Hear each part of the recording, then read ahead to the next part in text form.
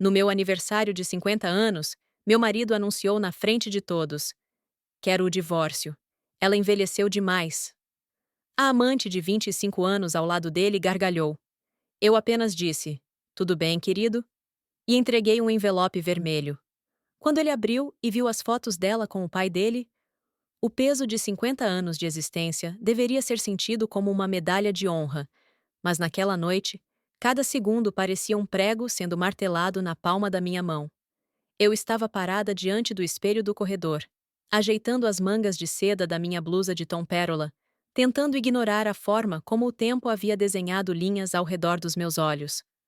O relógio de parede na sala de jantar batia com uma precisão irritante, lembrando-me de que a festa de comemoração do meu meio século de vida estava prestes a começar. Eu não queria aquela festa.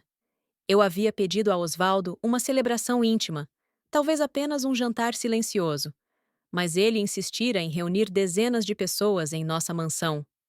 Ele dizia que uma mulher na minha idade precisava de um choque de vitalidade, mas a maneira como ele pronunciava a palavra idade sempre carregava um gosto de mofo, como se ele estivesse falando de uma fruta que já passou do ponto e deveria ter sido descartada há semanas. A sensação de que algo estava terrivelmente errado não era uma novidade. Ela vinha crescendo dentro de mim, como uma sombra que se alonga ao entardecer. Nos últimos meses, Osvaldo havia se tornado um estranho que compartilhava o mesmo teto, mas não o mesmo oxigênio. Ele me olhava com um desdém que beirava a náusea física. Se eu me aproximava para um toque casual, ele se esquivava como se o meu contato pudesse contaminar a sua pele ainda firme e bem cuidada. Eu sentia que estava sendo apagada, transformando-me em um móvel antigo que ele não tinha coragem de jogar fora, mas que fazia questão de cobrir com um lençol para não ter que ver. Quando entrei na sala de estar principal, o barulho das conversas cessou por um breve momento, antes de retomar em um tom mais baixo. Eu podia sentir os olhares. Eram olhares de piedade misturados com uma curiosidade mórbida. Osvaldo estava no centro do salão, segurando uma taça de cristal que brilhava sob o lustre de ouro. Ele parecia radiante, vestindo um terno sob medida que acentuava sua postura de homem de sucesso. Ao seu lado, como se fosse um acessório novo e reluzente, estava Lúcia. Ela tinha 25 anos, exatamente a metade da minha idade. O contraste era violento. Ela usava um conjunto de cetim vermelho que parecia gritar contra a sobriedade da minha própria roupa. O seu riso era agudo, uma nota dissonante que cortava o ar e me atingia no peito. Eu tentei manter a dignidade, caminhando em direção ao meu marido.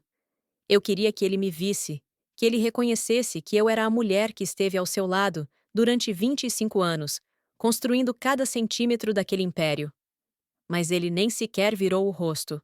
Quando finalmente cheguei perto o suficiente, ouvi-o comentar com um grupo de convidados que a beleza é um recurso finito e que algumas pessoas simplesmente não sabem quando o seu tempo de validade expirou. Ele não usou o meu nome, mas não precisava. Todos no círculo olharam para mim e depois desviaram o olhar, constrangidos pela crueldade explícita que ele exibia como se fosse uma piada sofisticada. Lúcia, percebendo a minha presença, inclinou-se para Osvaldo e sussurrou algo que o fez rir abertamente. Ela então me encarou, de cima a baixo, com uma expressão de triunfo tão despudorada que meu estômago revirou. Ela comentou, em um tom que pretendia ser amigável, mas que carregava o veneno de uma serpente, que era admirável como eu ainda tentava me manter elegante, apesar de a gravidade e o cansaço parecerem ter vencido a batalha há muito tempo. Aquilo não foi um comentário casual. Foi um ataque direto, uma demarcação de território feita diante de todos aqueles que eu considerava amigos. O ambiente estava carregado de uma tensão que eu não conseguia mais ignorar. Eu sabia que aquela noite não era sobre o meu aniversário. Era sobre o meu fim. Osvaldo subiu no pequeno estrado que havíamos montado para os discursos, pedindo o silêncio de todos, com um gesto autoritário. Eu me posicionei ao lado dele, esperando o reconhecimento habitual, a mentira socialmente aceitável de que eu era a sua parceira de vida. No entanto, o que veio a seguir foi um golpe seco e planejado. Ele limpou a garganta, olhou para a multidão e, com uma frieza que me gelou a espinha, Anunciou que aquele era o momento perfeito para um novo começo. Ele disse que, ao completar 50 anos, eu havia finalmente atingido um estágio de declínio que ele não estava disposto a acompanhar. Ele declarou, em alto e bom som, que queria o divórcio porque eu havia envelhecido demais e que ele merecia algo mais vibrante, mais fresco, mais compatível com a sua própria energia. O silêncio que se seguiu foi absoluto, quebrado apenas pela gargalhada de Lúcia. Ela riu com a cabeça jogada para trás, um som gutural e vitorioso que parecia ecoar pelas paredes de mármore. Ela se aproximou dele e entrelaçou seu braço no dele, olhando para mim com um desprezo que me transformava em nada. Ela murmurou que era o curso natural das coisas, que o velho precisava abrir espaço para o novo, e que eu deveria agradecer por ter durado tanto tempo em um lugar que claramente não me pertencia mais. Eu olhei para os rostos na plateia. Algumas pessoas pareciam chocadas, mas a maioria apenas observava com uma curiosidade clínica, esperando a minha reação. Eu senti o calor subir pelo meu pescoço, mas não era o calor da vergonha. Era algo diferente. Era uma clareza fria que eu nunca havia sentido antes. Durante meses, eu vinha reunindo peças de um quebra-cabeça que eu me recusava a montar. Eu sabia das saídas tardias de Osvaldo, das mentiras sobre reuniões de negócios, do cheiro de um perfume que não era o meu. Mas eu também sabia de algo que ele nem sequer imaginava que eu tivesse descoberto. Eu me lembrei de cada comentário depreciativo que ele havia feito nos últimos anos, de como ele dizia que a minha pele parecia papel amassado, de como ele criticava o meu peso, a minha escolha de roupas, a minha inteligência. Ele havia passado anos tentando minar a minha autoconfiança para que, quando este momento chegasse, eu estivesse pequena demais para revidar. Ele queria que eu me sentisse uma sucata, uma sobra de uma vida que ele agora considerava gloriosa sem mim. Mas eu não era a mulher frágil que ele pensava ter moldado. Eu respirei fundo e olhei diretamente nos olhos dele. Ele esperava lágrimas. Ele esperava que eu implorasse por uma chance ou que saísse correndo do salão soluçando. Lúcia deu um passo à frente, ajustando o seu decote, e disse que eu não precisava tornar as coisas difíceis, que eu deveria apenas aceitar a minha derrota com o pouco de dignidade que me restava e desocupar a casa até a manhã seguinte. Ela me chamou de peça de museu, dizendo que o lugar de antiguidades era no depósito, não na sala de estar de um homem tão poderoso. Eu dei um passo à frente, mantendo a minha voz perfeitamente estável. Eu disse que entendia perfeitamente a posição dele. Eu disse, com uma calma que pareceu desestabilizá-lo por um milésimo de segundo, que tudo bem, querido. Se é isso que você deseja, eu não serei um obstáculo. Mas antes de qualquer coisa, eu mencionei que tinha um presente de aniversário para mim mesma, que coincidentemente envolvia ele e a sua nova escolha de vida. Retirei da minha bolsa um envelope vermelho vibrante. A cor era um desafio silencioso ao cetim de Lúcia. Eu o estendi para Osvaldo. Ele hesitou, um vinco de irritação surgindo em sua testa. Ele perguntou o que era aquilo, se era algum tipo de apelação sentimental. Eu apenas sorri, um sorriso que não chegava aos olhos, e sugeri que ele abrisse diante de todos, já que ele gostava tanto de grandes anúncios públicos. Eu disse que, já que ele queria transparência e renovação, nada seria mais apropriado do que compartilhar o conteúdo daquele envelope com os nossos convidados tão seletos. Lúcia tentou intervir, dizendo que ele não deveria dar atenção às minhas loucuras de mulher amargurada. Ela tentou puxar a mão dele, mas a curiosidade de Osvaldo, ou talvez o seu ego, que sempre precisava estar no controle de tudo, falou mais alto. Ele pegou o envelope e o abriu com movimentos bruscos. Eu observei cada detalhe da sua expressão. O sorriso de escárnio que ele ainda ostentava começou a murchar. Seus olhos se arregalaram e a cor começou a fugir do seu rosto, deixando-o com uma palidez cinzenta que combinava com as paredes de pedra da entrada. Dentro do envelope, não havia papéis de divórcio assinados por mim, nem cartas de amor desesperadas. Havia uma série de fotografias em alta resolução. A primeira imagem mostrava Lúcia em um ambiente muito menos luxuoso do que a nossa mansão. Mas ela não estava sozinha. Ela estava nos braços de um homem mais velho, um homem que Osvaldo conhecia melhor do que ninguém. Era o próprio pai de Osvaldo, o sogro que ele tanto respeitava, e de quem dependia para manter certas alianças de herança e prestígio familiar. O silêncio que caiu sobre a sala foi desta vez carregado de um peso insuportável. Osvaldo passava as fotos como se elas estivessem queimando as pontas dos seus dedos. Havia fotos deles em jantares escondidos, fotos deles entrando em hotéis discretos, e uma imagem particularmente nítida deles em um momento de intimidade que não deixava margem para dúvidas. Lúcia, percebendo que o clima havia mudado drasticamente, tentou espiar o que ele estava vendo. Quando ela viu a imagem do pai de Osvaldo, o grito de triunfo que ela vinha sustentando a noite toda morreu em sua garganta.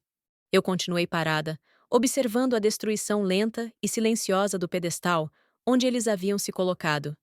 Eu não disse uma palavra de insulto. Eu não precisei. A humilhação que eles tentaram me impor estava agora voltando para eles como um bumerangue afiado. Osvaldo olhou para Lúcia e o desejo que ele sentia por ela transformou-se instantaneamente em puro horror e nojo. Ele percebeu que a mulher de 25 anos, que ele considerava o seu prêmio de vitalidade, era, na verdade, a amante do seu próprio pai. A festa, que deveria ser a minha execução pública, tornou-se o palco da ruína deles. Mas eu sabia que aquilo era apenas o começo. Eu havia planejado cada detalhe daquela revelação, mas o envelope continha apenas uma fração do que eu vinha preparando. Enquanto os convidados começavam a sussurrar e a apontar, eu me senti, pela primeira vez em anos, inteiramente dona da minha própria vida. Osvaldo tentou balbuciar algo, mas as palavras não saíam. Lúcia tentou recuar, mas não havia para onde ir. A sala estava cheia de testemunhas da sua traição dupla. Eu me aproximei de Osvaldo e sussurrei, de modo que apenas ele pudesse ouvir, que o envelhecimento traz consigo uma sabedoria que a juventude impetuosa jamais conseguirá compreender. A sabedoria de saber exatamente onde golpear, para que a queda seja definitiva. Ele me olhou com olhos de súplica, mas eu apenas lhe dei as costas. A humilhação que eu sofri ao longo dos últimos meses, ouvindo que eu era descartável, que eu era feia, que eu era um fardo, começou a ser lavada pela visão de Osvaldo, desmoronando diante da alta sociedade que ele tanto prezava. Mas, como eu disse, eu não queria apenas uma cena de festa. Eu queria que eles sentissem o que é perder o chão, o teto e a identidade. O envelope vermelho era apenas a primeira chave de uma porta que, uma vez aberta, não permitiria que nenhum deles saísse ileso. Enquanto eu caminhava em direção à saída, ignorando os chamados desesperados de Osvaldo, eu sabia que a verdadeira batalha ainda estava por vir. Eu tinha em mãos os registros financeiros que ele tentara esconder, as provas de que a fortuna que ele ostentava estava muito mais ligada ao meu nome do que ele gostaria de admitir, e um plano que faria com que cada palavra depreciativa que ele disparou contra mim custasse o preço de tudo o que ele possuía. Eu parei na porta, olhei uma última vez para aquele cenário de luxo que agora parecia tão vazio e senti uma onda de energia que há muito tempo havia esquecido. Eu tinha 50 anos, sim, e aqueles 50 anos me deram a paciência necessária para tecer uma rede da qual eles não conseguiriam escapar. A festa estava apenas começando, mas não para eles, para mim. Osvaldo gritou meu nome, uma mistura de raiva e desespero, exigindo saber onde eu tinha conseguido aquelas fotos. Lúcia começou a chorar, um choro falso e manipulador que já não surtia efeito sobre ninguém. Eu não respondi. Eu tinha mais o que fazer. O meu advogado estava à espera de um sinal meu, e o pai de Osvaldo, que também não era o santo que todos imaginavam, teria uma conversa muito interessante comigo na manhã seguinte. Eu saí da mansão sentindo o ar fresco da noite contra o meu rosto. A vingança, eu percebi, não precisava ser gritada. Ela podia ser entregue em um envelope vermelho, com um sorriso calmo e a certeza de que a justiça, quando feita pelas mãos de uma mulher que foi subestimada por tempo demais, é a coisa mais avassaladora do mundo. O som do motor do meu carro, enquanto eu me afastava daquela mansão que outrora chamei de lar, era a única melodia que eu desejava ouvir. Pelo retrovisor, vi as luzes da propriedade diminuírem, mas a imagem de Osvaldo estático e com o rosto desfigurado pela descoberta, permanecia gravada na minha mente. Ele achava que eu era uma mulher acabada, uma sombra de 50 anos que apenas ocupava espaço. O que ele não compreendia era que, enquanto ele se perdia na luxúria barata com Lúcia, eu estava ocupada documentando cada passo da sua decadência moral e financeira. A humilhação que ele tentou me impor no salão de festas foi o erro final de um homem que subestimou a inteligência da mulher, que o ajudou a subir cada degrau da sua escada de sucesso. Ao chegar ao meu refúgio temporário, um apartamento que eu havia adquirido em segredo meses atrás, a sensação de liberdade foi quase sufocante. Durante anos, eu aceitei as críticas de Osvaldo sobre a minha aparência. Ele dizia que eu deveria me esconder, que as minhas rugas eram lembretes constantes do seu próprio envelhecimento e que ele sentia vergonha de me apresentar aos seus novos parceiros de negócios. Ele usava palavras como obsoleta e deteriorada, com a mesma facilidade com que pediam café. Lúcia, por sua vez, reforçava cada golpe. Lembro-me de um dia em que ela entrou no meu escritório particular e, sem qualquer convite, comentou que o cheiro de uma mulher da minha idade lembrava flores secas em um vaso esquecido.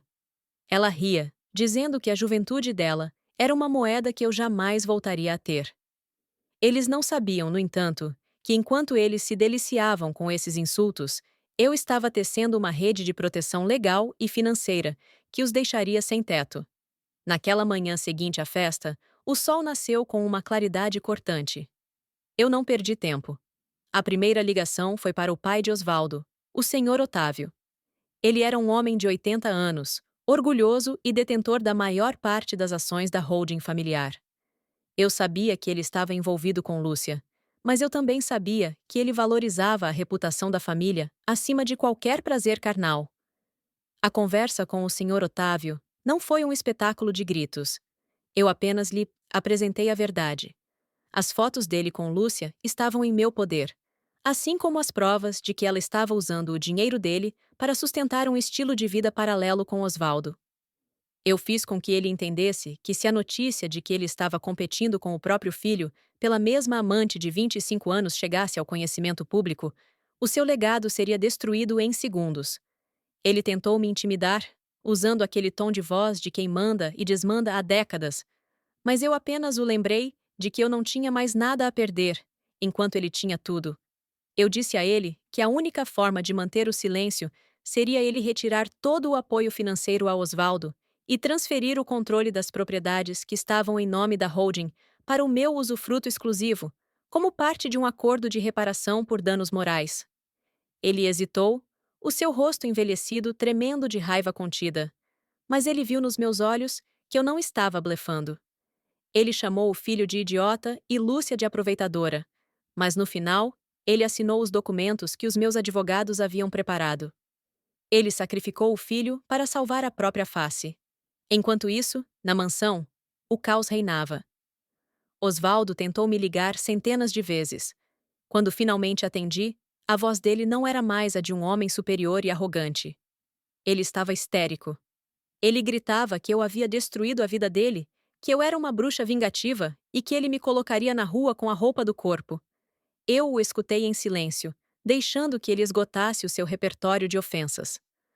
Quando ele parou para respirar, eu apenas disse que ele deveria começar a encaixotar as coisas dele, pois a casa não pertencia mais a ele, nem ao pai dele, mas sim a mim. A reação dele foi de uma negação patética. Ele riu, uma risada nervosa e seca, dizendo que eu estava louca de idade e que os tribunais ririam da minha cara. Ele não sabia dos documentos que o senhor Otávio havia assinado sob coação moral e estratégica. Ele não sabia que a sua vibrante Lúcia já estava sendo chutada pelo pai dele naquele exato momento. Lúcia, por sua vez, tentou uma última cartada. Ela apareceu no meu apartamento, sem o glamour da festa, com o rímel escorrido e uma expressão de desespero. Ela não me chamou mais de velha ou de peça de museu. Ela tentou uma abordagem de solidariedade feminina, alegando que foi seduzida por Osvaldo e que era apenas uma vítima da manipulação dele. Ela chorou, dizendo que não tinha para onde ir e que o senhor Otávio a havia expulsado do apartamento de luxo onde a mantinha. Eu a olhei com o mesmo desprendimento com que se olha para um inseto sob um vidro. Eu a lembrei de cada palavra depreciativa que ela havia cuspido na minha cara. Lembrei-a de como ela gargalhou quando Osvaldo me humilhou diante de todos. Eu disse que a juventude dela, aquela moeda de troca que ela tanto valorizava, havia acabado de perder todo o seu valor de mercado. Ela implorou por ajuda, por uma indicação, por qualquer coisa. Eu apenas fechei a porta, deixando-a no corredor frio do edifício. Os dias seguintes foram uma sucessão de vitórias silenciosas. Cada conta bancária que Osvaldo tentava acessar estava bloqueada ou sob auditoria. Cada contato de negócios que ele buscava já havia sido informado da sua conduta desonrosa. Ele descobriu que a sua imagem de empresário de sucesso era um castelo de cartas construído sobre a fundação da minha gestão silenciosa. Sem mim para organizar os bastidores, ele era apenas um homem vaidoso e vazio. A humilhação de Osvaldo tornou-se pública não por minha mão direta, mas pela própria natureza das suas ações. Como ele não conseguia mais manter os pagamentos do seu estilo de vida extravagante, as cobranças começaram a chegar de forma agressiva. Ele foi visto discutindo com cobradores na porta do clube de golfe, um lugar onde ele costumava desfilar como um rei. As pessoas que riram comigo na festa agora o evitavam, como se ele tivesse uma doença contagiosa. Eu recebi informações de que ele e Lúcia haviam se mudado para um hotel barato na periferia da cidade, gastando os últimos recursos que ele havia conseguido esconder em espécie. Ele ainda tentava manter a aparência, usando ternos caros que começavam a ficar amassados e sem o brilho da limpeza profissional. Ele estava desmoronando fisicamente. A falta de sono e o estresse estavam fazendo com ele o que o tempo fez comigo, mas de uma forma muito mais cruel e acelerada. Um dia, eu o vi de longe, caminhando por uma rua comercial. Ele parecia perdido.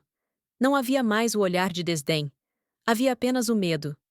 Ele parou diante de uma vitrine e ficou observando o próprio reflexo, talvez percebendo que a vitalidade que ele tanto buscava em Lúcia era apenas uma ilusão que ele nunca possuiu de fato. Ele era um homem de meia-idade, falido e desmoralizado. Enquanto isso, eu florescia. Não porque eu estivesse tentando parecer mais jovem, mas porque a ausência do peso do seu desprezo me permitia respirar. Eu comecei a retomar o controle total das empresas da família. Os funcionários, que antes o temiam, agora me olhavam com um respeito renovado. Eles sabiam quem era da verdadeira força por trás da marca. Eu não precisei levantar a voz uma única vez. A minha autoridade emanava da competência que ele sempre tentou diminuir. A sogra, mãe de Osvaldo, que sempre foi a sua maior defensora e que também fazia questão de me lembrar da minha inferioridade por não ter vindo de uma linhagem aristocrática, tentou intervir. Ela me procurou na empresa, vestida com suas joias pesadas e um casaco de pele que exalava um perfume antigo. Ela disse que eu estava sendo cruel, que Osvaldo era o seu único filho e que eu tinha o dever moral de perdoá-lo e de devolver o que era dele por direito de herança. Eu a recebi na minha sala, mas não ofereci café. Eu a deixei falar por 10 minutos inteiros. Ela usou termos como ingratidão e falta de classe. Quando ela finalmente terminou, eu lhe entreguei um relatório detalhado de como o seu filho havia desviado fundos da empresa para sustentar Lúcia e como ele havia planejado me deixar na miséria absoluta após o divórcio. Eu também mostrei a ela as evidências de que o seu marido, o Sr. Otávio, estava no meio de toda aquela sujeira. Eu disse a ela que a classe, que ela tanto prezava, era apenas uma fachada para uma podridão familiar, que eu não estava mais disposta a sustentar. Eu avisei que, se ela continuasse a me assediar, eu cortaria a pensão que ela recebia da holding, já que o controle agora estava em minhas mãos. O rosto dela, sempre tão rígido pela cirurgia plástica, pareceu murchar. Ela saiu da sala sem dizer mais uma palavra, a sua altivez quebrada pela realidade fria dos números e da desonra. O isolamento de Osvaldo e Lúcia era quase completo. Eles começaram a brigar intensamente entre si. Morando em um quarto minúsculo, sem o luxo que os uniu, a paixão vibrante transformou-se em um ódio mútuo e visceral. Ele a culpava por ter sido a isca que o levou à ruína. ela o culpava por não ter sido capaz de protegê-la e de manter a fortuna. Eles eram dois náufragos em um bote furado, atacando-se enquanto a água subia. Eu me sentia como uma observadora de um desastre natural. Eu não sentia prazer na dor deles, mas sentia uma satisfação profunda na restauração da ordem. Eles colheram exatamente o que plantaram. Durante décadas, eu plantei lealdade, trabalho e paciência. Eles plantaram traição, vaidade e crueldade. O solo da vida é implacável com quem tenta enganá-lo. À medida que o processo de divórcio avançava, Osvaldo tentava desesperadamente encontrar uma brecha legal para me atingir. Ele contratou advogados de quinta categoria, pois os bons profissionais não queriam associar seus nomes a um caso perdido e a um cliente que não podia pagar. Cada tentativa dele era rebatida com uma eficiência cirúrgica pelos meus representantes. Ele estava sendo asfixiado judicialmente. Chegou um ponto em que ele começou a me enviar cartas manuscritas, já que eu havia bloqueado o seu número em todos os lugares.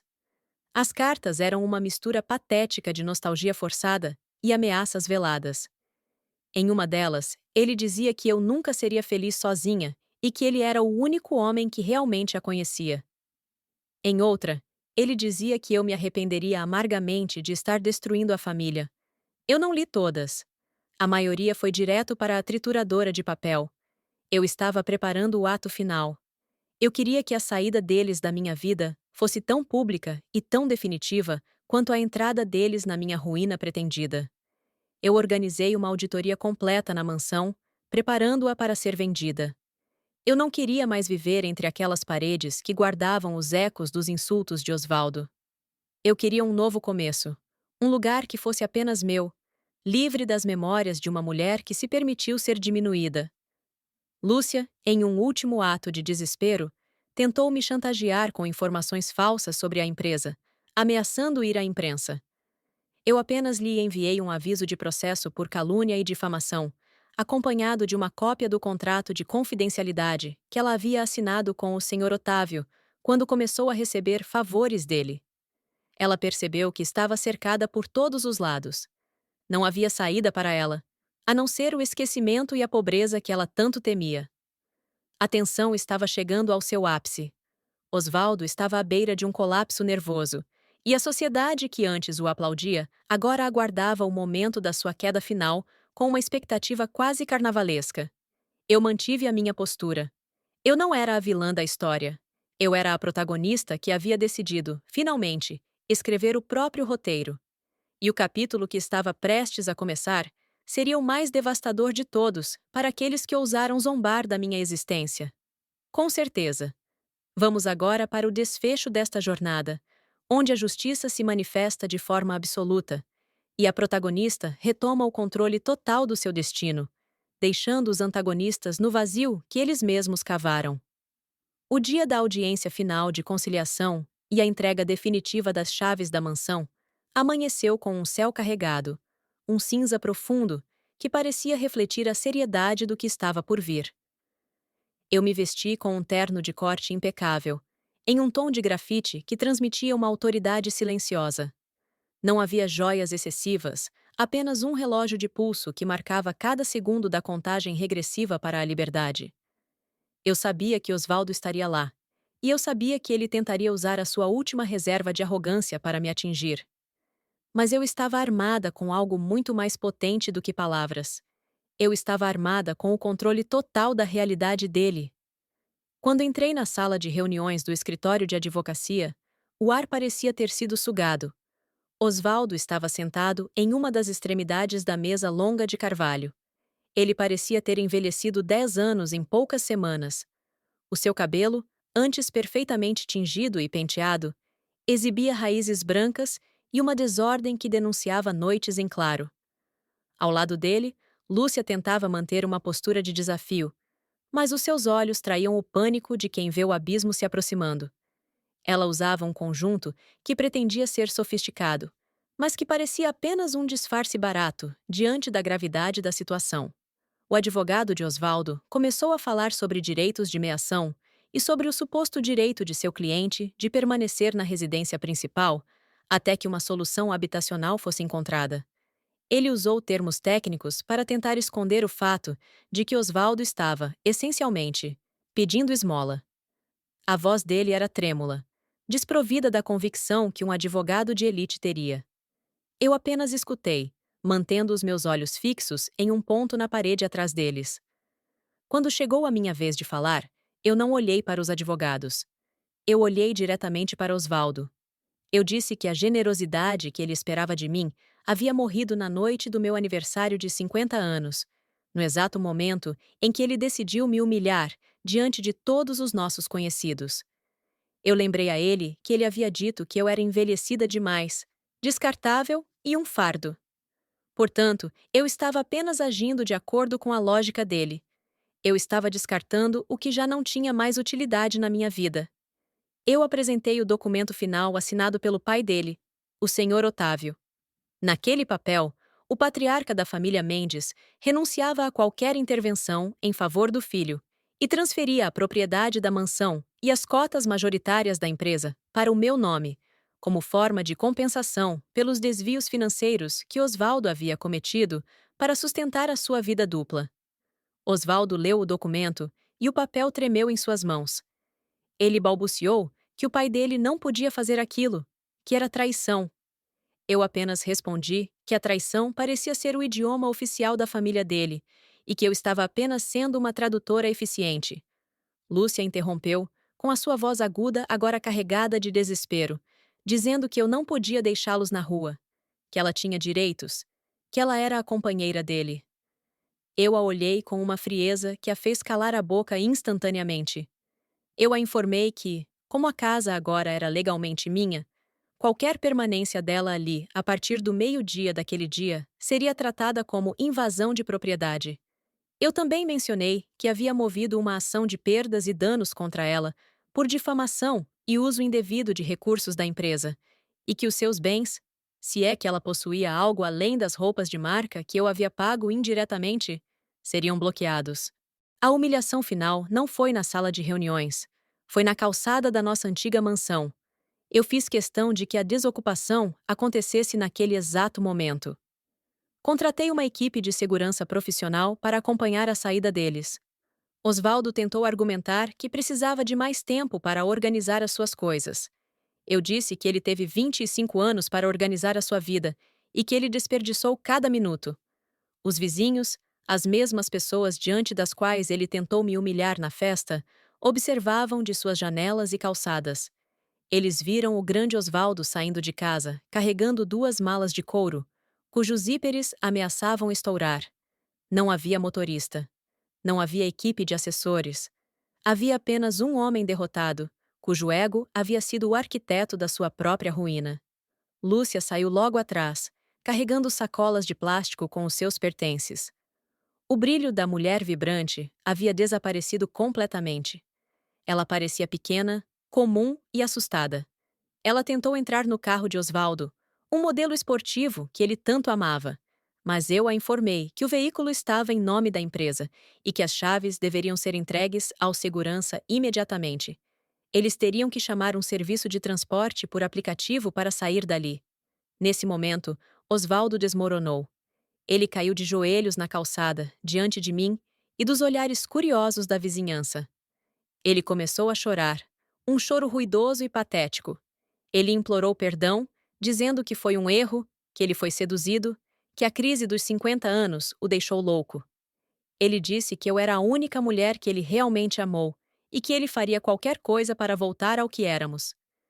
Eu me inclinei levemente em direção a ele, para que apenas ele pudesse ouvir a minha resposta final. Eu disse que ele estava certo sobre uma coisa. Eu envelheci. Mas envelheci como um carvalho, tornando-me mais forte e profunda, enquanto ele havia apenas apodrecido por dentro. Eu disse que não havia mais nós, e que a imagem dele implorando na calçada era o presente de aniversário que eu realmente merecia. Eu ordenei que ele se levantasse e saísse da minha frente, pois ele estava manchando o visual da minha propriedade. A sogra, que havia chegado para tentar resgatar o que restava da dignidade do filho, viu a cena e não conseguiu conter a sua fúria. Ela tentou avançar contra mim, gritando ofensas sobre a minha origem e me chamando de oportunista. Eu apenas sinalizei para o meu advogado, que estava ao meu lado. Ele a informou que, devido às ameaças e à tentativa de agressão física presenciada por testemunhas e captada pelas câmeras de segurança, a ordem de restrição que já havíamos preparado seria executada imediatamente. Além disso, informamos que a sua casa de campo, que tecnicamente pertencia à holding, seria colocada à venda na semana seguinte para cobrir as dívidas que o seu filho havia deixado. Ela percebeu, tarde demais, que ao defender o filho incondicionalmente, ela havia assinado a própria sentença de despejo.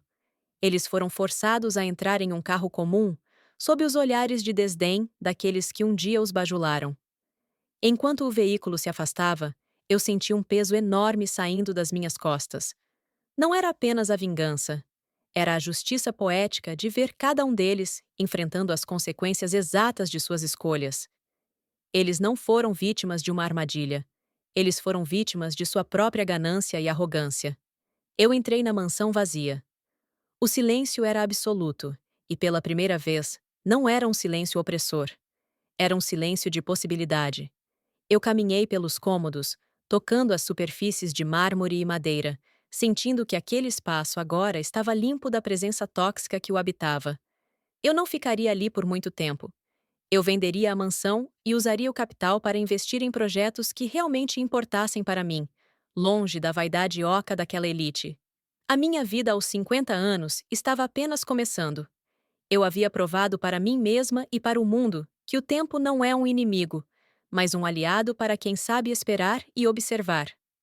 A juventude de Lúcia havia se tornado o seu maior fardo, pois ela não tinha substância para sustentar a queda. A suposta virilidade de Osvaldo havia se transformado em uma fraqueza lamentável. E eu, a mulher envelhecida demais, estava de pé, mais poderosa e íntegra do que nunca. Nas semanas que se seguiram, recebi notícias de que Osvaldo estava tentando desesperadamente conseguir um emprego de nível médio em outra cidade. Mas a sua reputação o precedia. Lúcia havia desaparecido, provavelmente em busca de outra vítima que pudesse sustentar a sua ilusão de grandeza. Mas sem as referências e os recursos que ela havia roubado de mim, o seu caminho seria árduo e solitário. A sogra foi obrigada a se mudar para um apartamento minúsculo, tendo que vender as suas joias e casacos de pele para pagar advogados e dívidas. Eu não senti pena. Eu senti a paz de quem concluiu uma tarefa difícil, mas necessária. A história que começou com um anúncio cruel de divórcio terminou com a restauração da minha dignidade. Eu não era mais a esposa de Osvaldo. Eu era Isabel, uma mulher que sabia o seu valor, que conhecia a sua força e que não permitiria que ninguém, jamais, voltasse a tentar apagar o seu brilho. Ao olhar para o espelho uma última vez antes de deixar a mansão para sempre, eu sorri para as linhas ao redor dos meus olhos. Elas eram as marcas de uma sobrevivente. Elas eram o registro de 50 anos de lições aprendidas e de uma vitória que ninguém poderia tirar de mim. Eu saí, fechei a porta e não olhei para trás. O futuro era vasto, e eu estava pronta para ele. Gostou dessa história de superação e justiça? Se este relato tocou você, ou se você acredita que ninguém deve ser subestimado pela idade, inscreva-se no canal, deixe o seu like e compartilhe com quem precisa de inspiração hoje. Sua participação é fundamental para continuarmos contando histórias reais e poderosas como esta,